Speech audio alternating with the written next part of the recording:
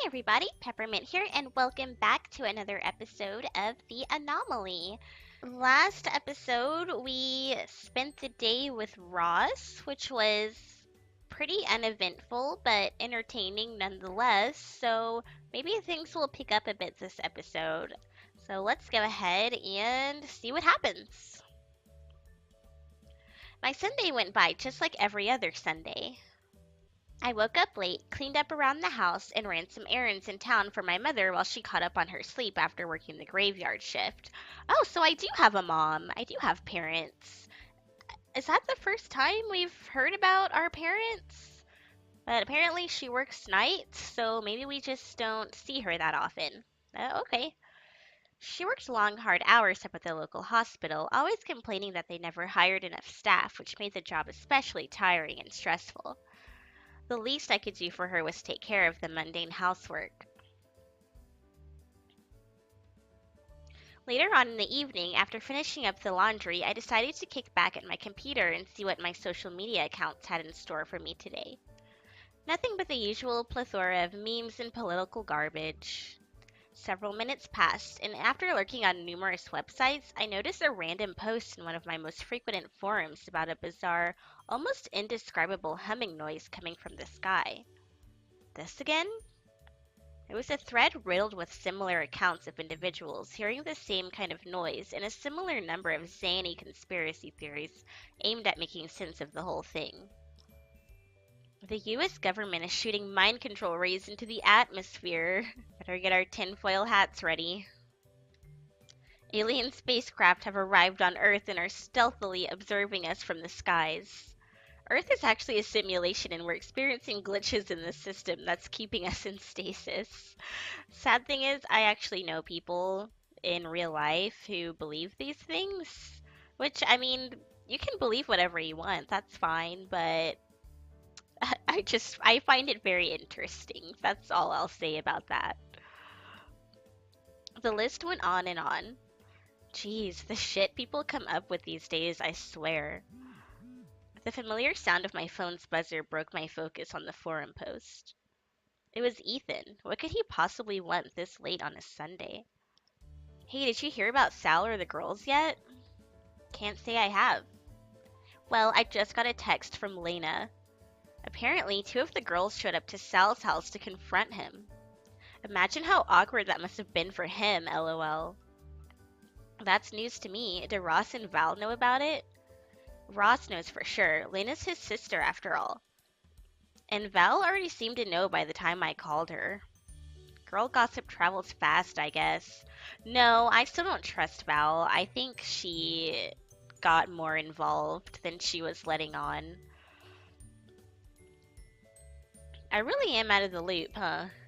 No worries, dude. I didn't even know about it till around half an hour ago. It really made my whole weekend. I began typing up a simple thank you response when the forum post that I had previously been looking at caught my eye. Curious, I deleted my current composition and started forming a question for Ethan. Strange question. Have you ever heard any strange noises coming from the sky? Besides jets and birds? Can't say I have. Why do you ask? No reason. Thanks, man. Sure thing, bro. See you tomorrow. I was making a big deal out of nothing, but something about the whole thread left a bad taste in my mouth. Somewhere in the back of my head, I sensed a lingering curiosity that I knew wouldn't go away without at least a little bit more digging. I texted Ross and Valerie and asked them pretty much verbatim what I had asked Ethan. After several minutes of waiting, I finally heard back from both of them. No luck. Neither of them had heard anything of the sort. I knew that the whole thing could have easily been explained scientifically and that these people online were simply doing what most people with too much free time do, making mountains out of molehills. But still, there was not exactly an overwhelming amount of information on the topic online. In fact, there wasn't really anything regarding the issue save for a few videos and forum threads on paranormal message boards. I thought it strange that, for something that seems so widely discussed among online forum communities, not a single scientific report had been created to explain the phenomenon. We're being censored by the government. They're going through and deleting the truth. Wake up, sheeple. It was late and I was just overthinking things. I prepped my backpack for the school day tomorrow before heading off to bed for the night. Well, we are finally talking more about the thing that was briefly mentioned before, so things should start getting interesting regarding that. The walk to school this morning was much more chilly than it had been over the past week. Then again, it was not atypical of Colorado weather to change seemingly on a dime. I continued walking down the street with my hands nested in the pockets of my hoodie to keep the tips from freezing off. Then, as if on schedule, I heard Kira's voice call to me from behind to wait up. Long time no see. Yeah, how was your weekend? Well, it wasn't the most exciting weekend I've ever had. Spent most of my time unpacking the things I didn't have time to put away during the week. It's literally the worst part about the whole moving experience. I disagree. I hate packing more than unpacking. At least with unpacking, you get to decorate, but packing is just like the most annoying thing in the world. How was yours?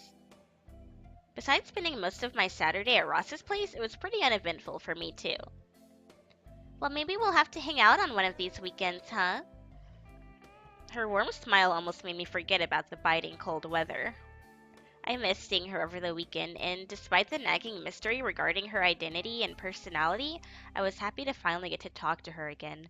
Ask for her number, damn it.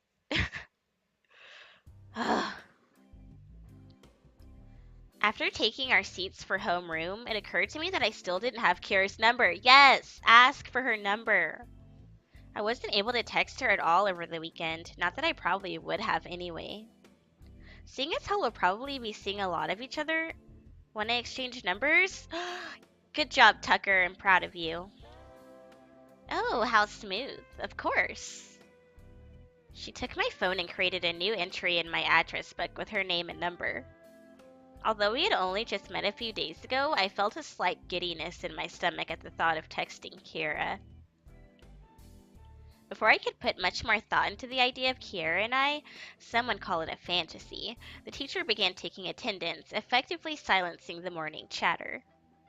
Calling out our names one by one, she took note of any absences on a clipboard atop her desk. It seemed like there was only one absence today. Has anyone seen Garrett at all this morning? Nobody says a word. The whole class just looks inquisitively around the room at one another.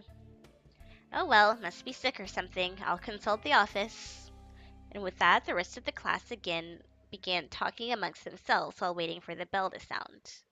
I looked down at my phone to text Kiara, so she had my number as well, when I noticed something strange. That's odd. The bell cut through the sound of the student voices, signaling the start of the school day, time for class. Wait, did I miss something? What happened? I looked down at my phone to text Kira, so she had my number as well. Okay, so something weird happened, but we don't know what it was. That's mean, leaving me in suspense. Morning classes were always the worst. On top of never being fully awake, I had always seemed to think that time was slower before lunch. Agreed. I considered skipping this period, but decided against it since Valerie and I had the same class. Oh god, not Valerie. I walked over to my desk, located conveniently behind Valerie's, who just so happened to be seated already. I approached her from behind and gently tapped her elbow out from under her, causing her daydream-addled head, which had been resting on her palm, to fall forward before resurfacing in an awakened panic. You lousy son of a... Shh, not so loud. We'll get in trouble for such naughty language. Tucker, I swear to God. I'm sorry, relax. Never tell a woman to relax. Never. Stop making other women look bad, Valerie. Duly noted. Anyway, how's your morning going? Well, I was struggling to stay awake, that is, until you nearly gave me a heart attack just now. I've got enough adrenaline coursing through me to keep me up till lunch at least. How about yours? Actually, now that you mention it, Just then, I remembered what I had been thinking about before I had left homeroom a few minutes ago. I pull out my phone and show Val the most recent entries in my contacts list. Notice anything strange? Besides the fact that you managed to get Kira's number, I'm impressed. No, take a look at her number. She stresses her eyes, trying to find the irregularity, when her expression changes immediately to one of sudden realization. The area code, that's a Colorado Springs number. That's weird. Didn't she say she was from the West Coast? Exactly. Doesn't that seem a bit weird to you? I guess so. Couldn't she have just bought a new phone a few days ago after she first got here? Huh, that hadn't occurred to me. It is rather odd though, isn't it? First she doesn't exist online, and now this. There's no way she would have had this number before moving here. Then again, we're probably just convoluting the whole thing. Yeah, I suppose. We'll give her the benefit of the doubt, yeah. Why don't you just ask her? I mean, doesn't hurt to ask, you know? Sounds alright to me. As much sense as it made to remain skeptical, I didn't need another development like this to rack my brain over when I had school to focus on. As my attention made its way to the front of the room where the lecture was starting, I resolved to forget about it for now. I'd just ask her about it later. There you go. Maybe. You're not going to, are you? Time flew by peculiarly. Peculiarly. Peculiarly. That's a hard word. Time flew by fast for the remainder of class, which is especially strange considering the density of the subject matter. Calculus was far from appealing, and I already knew most of the course objectives since mathematics came so easily to me, so class typically dragged on at an unbearably slow pace. I cannot relate to that. I am horrible at math. Not today, I guess. The bell sounded, releasing everyone to continue on to their next class. Before heading out, I turned to Val to ask her a question. You wouldn't happen to know what class Ross has right now, do you? I'm pretty sure he doesn't have a class right after homeroom. Boy Genius is probably in the shed right now since he finally has the combo. Like anyone cares if you ditch study hall anyway. Fair point. That's where I'm heading right now, actually. Wanna tag along? Skipping class, huh? Why the hell not? And with that, we made our way to the sports complex in hopes of finding Ross, but also to do hood rat things on the network.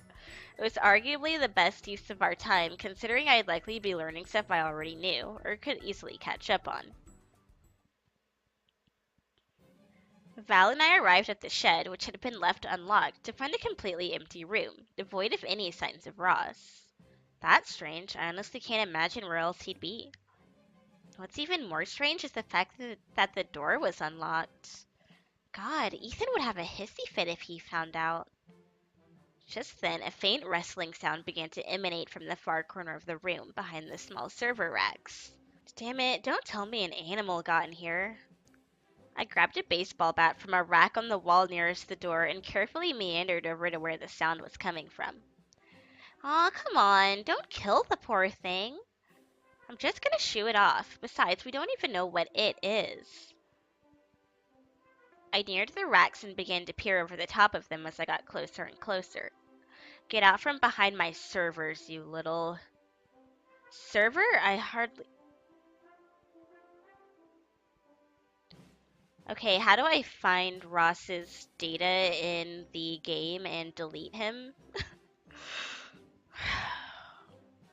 I'm not saying that. Like, I'm just not. He said, popping out from his cover before taking a swing from a wooden slugger to the side.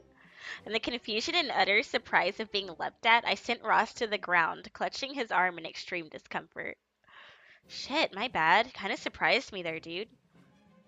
Oh, damn it! Hey, watch where you're swinging that thing!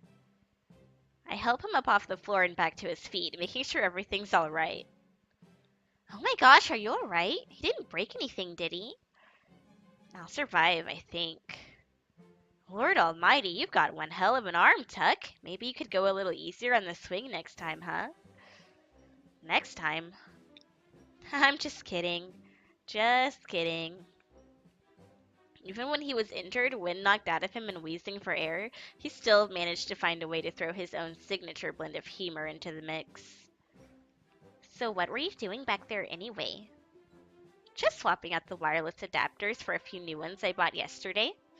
Check 'em out, these babies even support packet injection.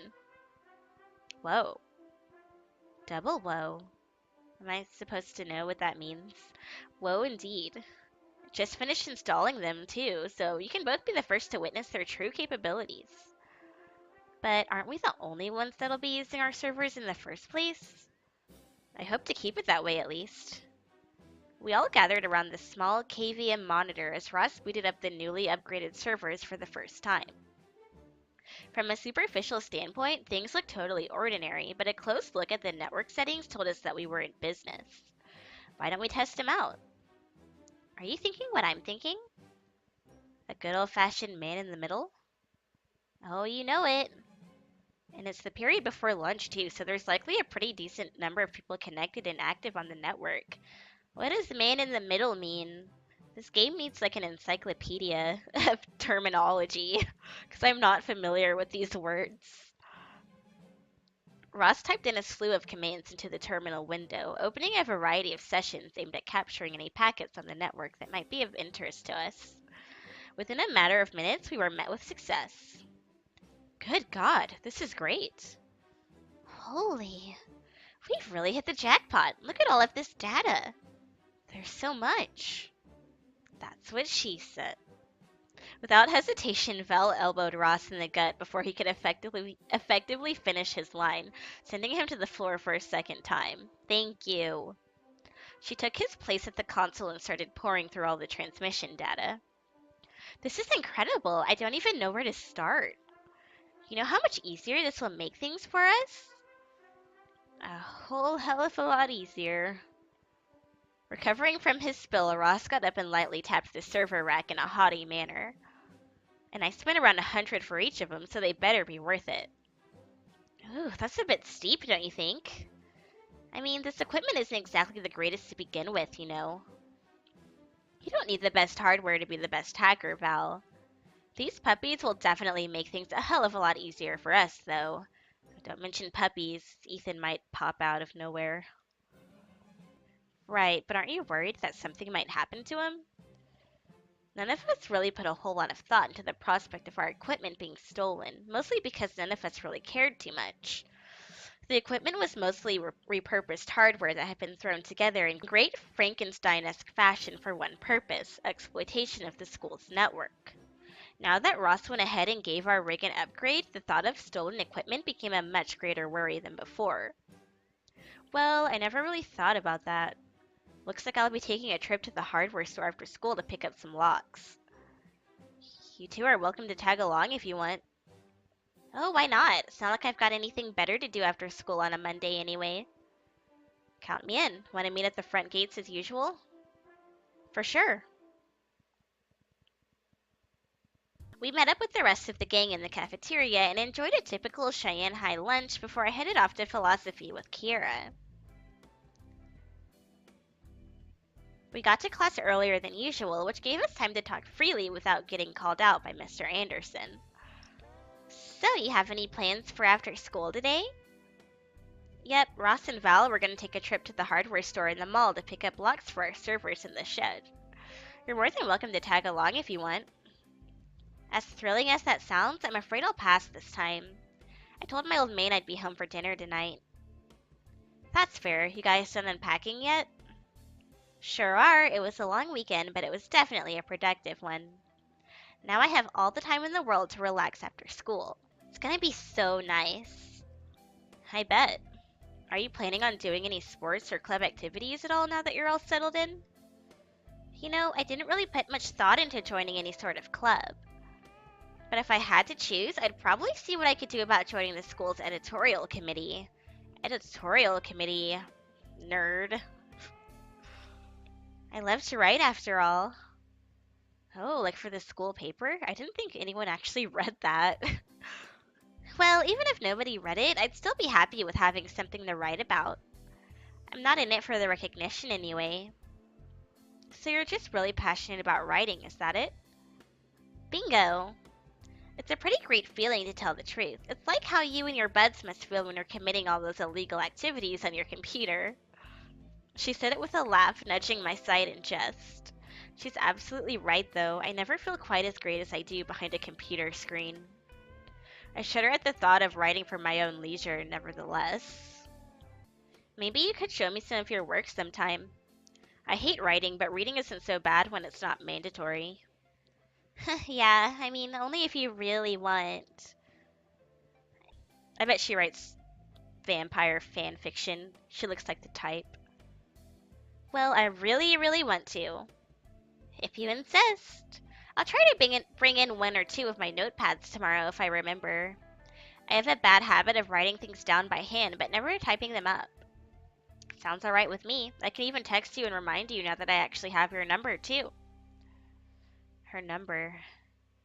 Girl number.